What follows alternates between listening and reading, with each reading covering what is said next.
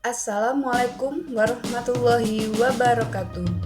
Salam dan bahagia Bapak Ibu Guru Penggerak. Saya Rahma Irianti, calon guru penggerak Angkatan 9 Kota Palembang, Sumatera Selatan dari SMA Negeri 8 Palembang. Saya akan memaparkan demonstrasi konseptual modul 1.3 visi guru penggerak.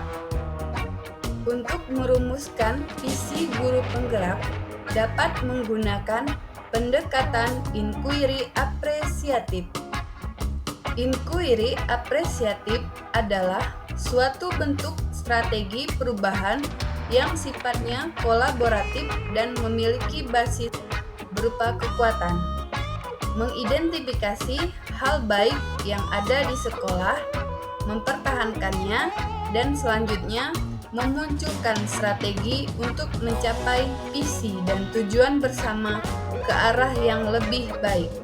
Adapun visi saya sebagai guru penggerak adalah mewujudkan peserta didik yang religius, unggul dalam prestasi, terampil dalam teknologi, dan berkarakter profil pelajar Pancasila.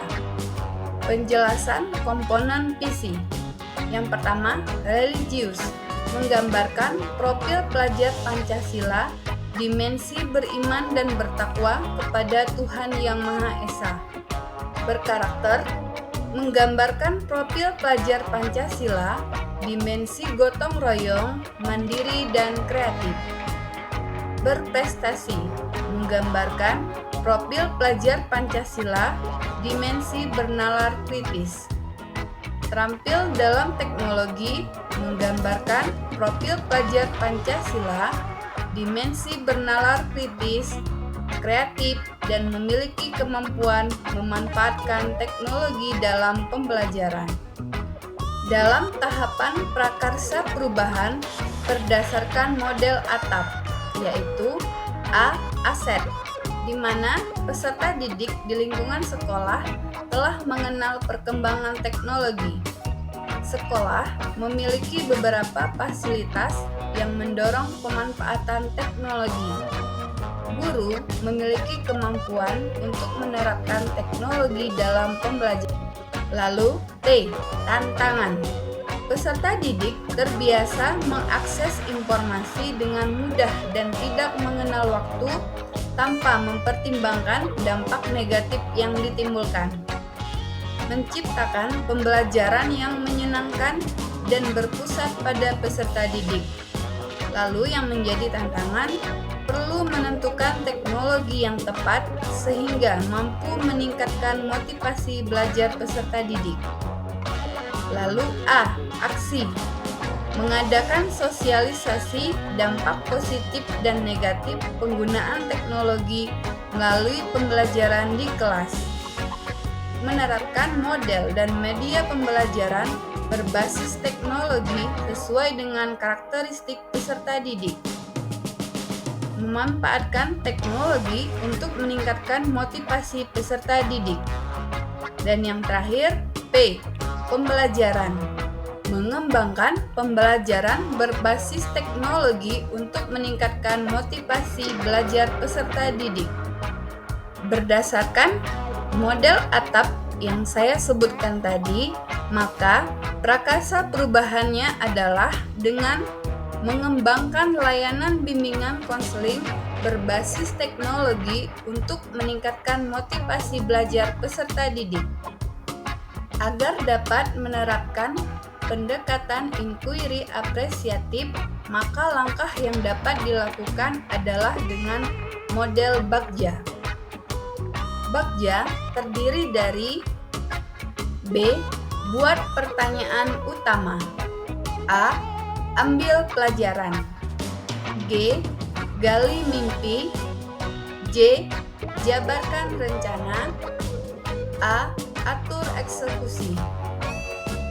Adapun tahapan Bagja yang saya buat adalah sebagai berikut. Yang pertama, buat pertanyaan utama. Pertanyaannya, apa yang harus saya lakukan untuk mengembangkan layanan bimbingan konseling berbasis teknologi dalam meningkatkan motivasi belajar siswa? Tindakan atau penyelidikannya antara lain yang pertama, melakukan diskusi dengan kepala sekolah atau rekan sejawat. Yang kedua, mencari referensi dan praktik baik tentang cara mengembangkan layanan bimbingan konseling berbasis teknologi untuk meningkatkan motivasi belajar siswa. Yang ketiga, mencari informasi karakter dan potensi siswa melalui asesmen diagnostik, salah satunya dengan membuat kuesioner daftar cek masalah siswa. Ambil pelajaran. Pertanyaannya antara lain yang pertama, siapakah di sekolah yang mempunyai keahlian di bidang teknologi dan selalu menerapkan pembelajaran berbasis teknologi di kelas? Yang kedua, aktivitas apa saja yang menurut anak-anak membuat mereka merasa sangat termotivasi dan semangat dalam belajar? Yang ketiga, bagaimana cara memilih media atau teknologi berbasis pembelajaran yang tepat sehingga dapat meningkatkan motivasi belajar siswa?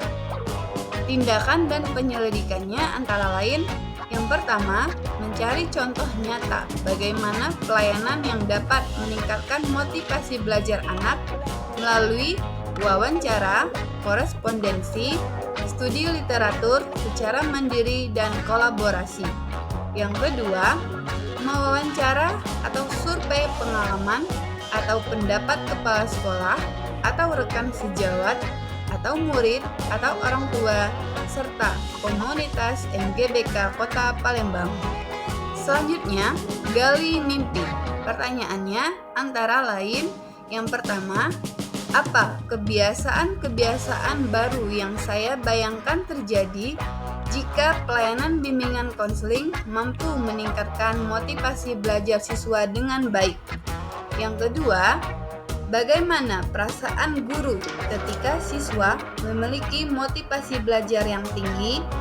Lalu yang ketiga, bagaimana agar pembelajaran berbasis teknologi dapat diterapkan pada guru mata pelajaran lain? Tahapan tindakan atau penyelidikan antara lain yang pertama, membuat lembar observasi tentang motivasi belajar siswa. Yang kedua, membuat daftar keterampilan baru yang akan saya peroleh dari literatur. Contoh hasilnya, saya terlatih dalam memberikan pertanyaan pemandu atau pemantik yang menantang dan memprovokasi cara pandang baru anak-anak atas situasi, persoalan, ataupun keadaan. Yang ketiga, melakukan kolaborasi melalui tim teaching untuk memberikan pembelajaran berbasis teknologi. Selanjutnya, tahapan jabarkan rencana.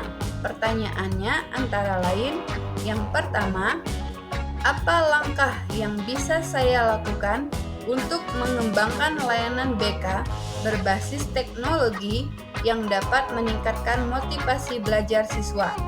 Yang kedua, apa media yang dapat digunakan dalam layanan BK berbasis teknologi? Yang ketiga, bagaimana cara agar pembelajaran berbasis teknologi dapat dilaksanakan secara konsisten?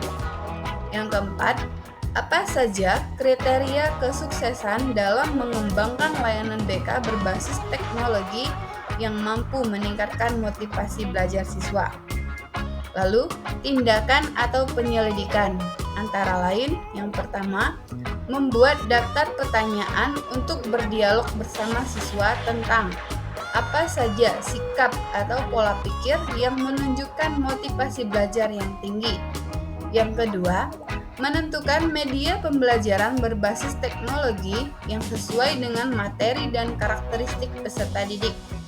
Yang ketiga, melakukan kerjasama dengan rekan sejawat agar pelaksanaan layanan BK berbasis teknologi dapat dilaksanakan secara konsisten. Yang keempat, kriteria kesuksesannya Ketika semua elemen dalam sekolah sudah mampu memberikan layanan BK berbasis teknologi sehingga mampu meningkatkan motivasi belajar siswa. Lalu yang terakhir, atur eksekusi. Adapun pertanyaannya antara lain, yang pertama, siapa saja yang bisa mengarahkan atau memantau saya dalam menerapkan dan mengembangkan pelayanan BK berbasis teknologi yang dapat meningkatkan motivasi belajar siswa.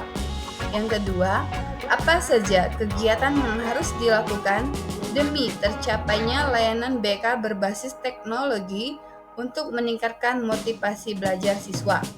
Yang ketiga, apa rencana tindak lanjut yang akan dilakukan? Tindakan dan penyelidikan. Yang pertama, membuat daftar siapa dan kapan kepala sekolah atau koordinator guru BK atau pengawas sekolah yang punya waktu untuk mengobservasi kelas saya setiap minggu ataupun setiap bulan. Yang kedua, melakukan kegiatan refleksi di akhir kegiatan. Yang ketiga, mengembangkan rencana tindak lanjut dengan berkolaborasi dengan teman sejawat. Demikian rancangan tindakan perubahan berdasarkan tahapan Bagja. Semoga dapat membawa perubahan ke arah yang lebih baik dengan berpihak kepada murid. Terima kasih, semoga bermanfaat, dan wassalamualaikum warahmatullahi wabarakatuh.